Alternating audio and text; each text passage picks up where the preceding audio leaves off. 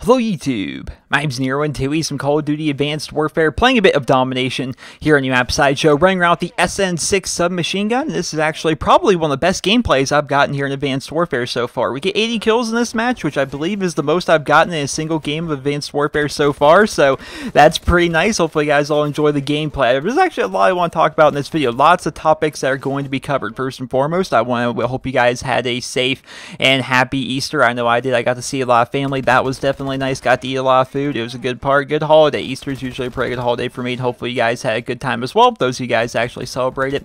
But the gameplay itself is actually kind of inspired from DNA Saturday, which of course was the day before Easter. So every week I do the series DNA Saturday, where basically subscribers send me in DNA bombs, and I break down the gameplay, talk about the gameplay, post up, and kind of show off their channels a little bit. That's kind of the whole point of the series. And one of the episodes this week was with the SN6, and in that video I talked a lot about the SN6 and how it's just really an average gun, and there's really nothing else to this weapon besides the fact that it's just a very average submachine gun. Anything that this gun can do well, another submachine gun seems to be able to do it a little bit better. You know, it just seems like it's kind of outclassed in every respect in one way or another by the other submachine guns in the game. But at the exact same time, in the video I was like, I want to try out the SN6. I'm not going to give up on the SN6 just yet, because it's one of those guns that randomly a lot of people really enjoy using. It looks pretty cool. In my personal opinion, it's one of the core looking submachine guns in the game, and there's something about the way that it fires and the way that it feels, and probably the iron sights as well, I definitely love those, that I just really enjoy using the gun. So I wanted to experiment with the weapon itself to try and make it a little bit better, see how good I can possibly get it.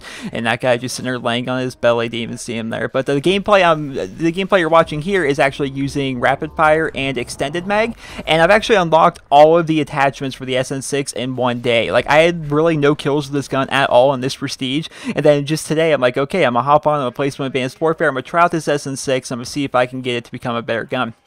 And in the process, I've unlocked every single attachment for the gun so far. I'm still kind of unconvinced as to what might be the quote-unquote best class setup, because of course I do weapon guides here in my channel, and I show you classes, and I show you how I like to run my perks, how I like to run the attachments on different guns and different game modes recommendations and things like that for guns, right? I do weapon guides here in my channel occasionally, and I do want to do one for the SN6, but I'm not entirely convinced I have the gun kind of figured out yet. I'm still working on it a little bit, but I will say rapid fire does make this gun pretty good, because you look at the fire rate on it, it's pretty below average. You look at the damage on it, it's pretty below average. But if you throw on rapid fire on there, and you couple in the fact that this gun has a unique mechanic in that the first 4 bullets actually shoot a lot faster, it actually makes it a pretty good gun with rapid fire. But at the exact same time, you're really kind of getting rid of any long range power that you might have had, because before rapid fire, the SN6 is pretty good at those distances because it doesn't kick a whole lot, right? It's got pretty good accuracy. Actually, it boasts best in class accuracy. It's actually one of the tooltips for the gun itself,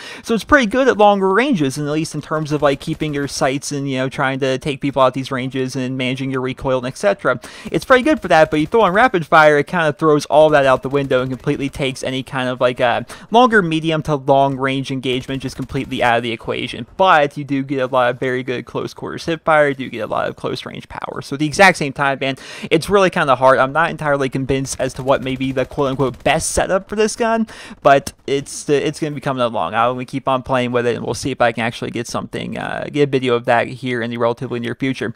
A big part of this gameplay, which I'm sure you guys are noticing over there on the right, they haven't really played too big of a factor yet, but they're going to be playing a giant factor in the second half, is the kill streaks that I'm actually running in this gameplay. So these are what I consider to be pub stomping kill streaks. This is what people like to run when they're going for their 100+ gameplays and things of that nature. I've actually talked about these in other videos, kind of saying that they're really not worth running, and this gameplay kind of spits all over that. But at the exact same time, I still feel so I was right originally. So the kill streaks I'm running the UAV. I have, I believe, orbital on there in support as well. I forget everything I have with my UAV, because I change around my UAV a lot. But the big kill streaks here that are going to be getting a lot of the kills are going to be the Warbird, which I'm using with just AI on it, and then I've got the aerial assault drone, which I have rockets and AI on there. Basically, I have 2 different AI kill streaks that are going to just go ridiculously ham in the second half. You guys are going to be watching it. It's going to be pretty nuts with the streak I go on. I was actually getting pretty close to a DNA bomb, which would have been awesome to get that, but I ended up getting shut down because they all spawned behind us because I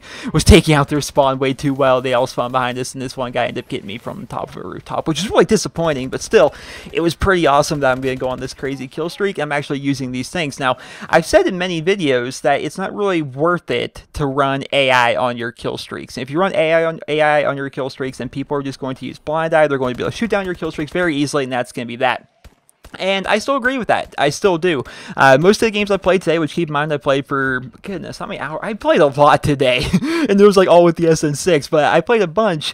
And most of the time when I was using these kill streaks, I wanted to kind of experiment with these as well. Most of the time, they really didn't do anything, right? Most of the time, they, like the Warbird especially, would get shot down right away. The aerial assault drone with rockets, I did find that even with AI on there, it still did pretty good. It still, it didn't really have too much issues like actually killing people. I was kind of worried it was going to be shot down pretty easily by people with blind eye, but it really wasn't. They kind of just floated around and people just kind of ignored it. Even if they had blind eye on, they weren't going to try and shoot it down or anything. They just kind of ignored it, and it did pretty well. So, but the Warbird with AI just really was getting shot down a bunch, which was definitely kind of disheartening. But then you get gameplays like this where it's like, okay, so this is what can happen when you're facing people that aren't using blind eye and people that aren't trying to shoot down your kill streaks, right? It's going to be pretty crazy, the amount of kills. I end up going on a pretty good kill streak once again, and I just kind of check the score after the kill streak's over, and it's like, oh, apparently I have 70 kills now? Since when did that happen? That's because you're looking at the kill feed right now. Look at the Warbird go in right there. That was a broken quad feed right there, just with the Warbird itself,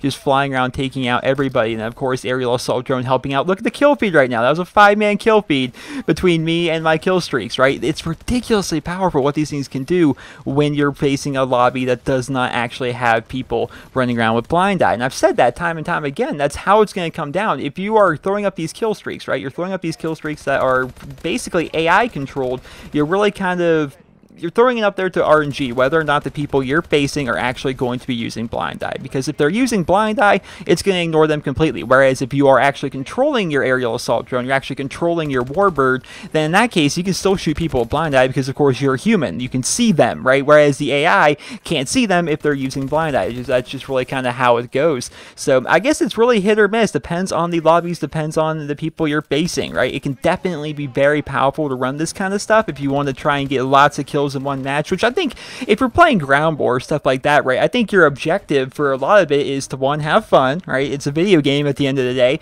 but I think I think a lot of people have fun is by trying to get as many kills as humanly possible, trying to do well. And if you run this kill streak stuff, you run the Warbird with the AI, you run the aerial assault drone with rockets as well as AI, keep in mind, it can get you a ton of kills. Things can go crazy for you.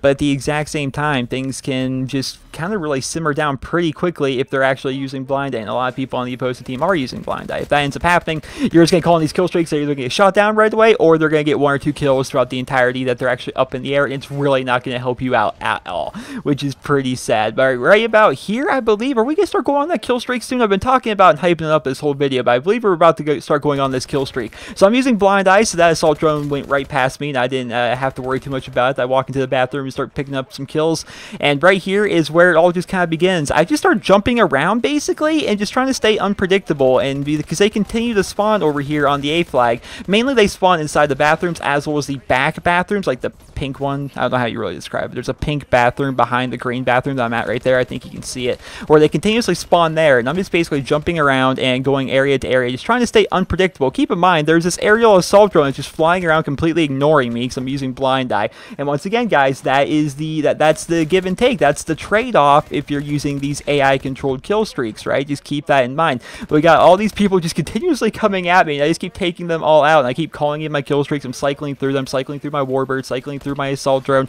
calling in my big support UAVs, and, you know, just getting so many kills. It was so much fun when this was happening. I was like, started shaking when this happening, because it rarely happens in Advanced Warfare, for me anyway, where I end up going on these like really crazy kill streaks where I'm just getting tons of kills and they just keep funneling at me, and somehow I just keep outgunning them to the point where I'm almost out of ammo, even though I'm rocking the SN6 money, which actually gives you a little bit of reserve ammo, right? That was pretty crazy. I ended up picking up this AK-12 here, and this is one of the weird ones. I don't like the AK-12s that have the Call of Duty Ghost Iron sights. Maybe that's just me, but I just really don't like them. That guy's sitting there in the bathroom. I end up taking him out as well.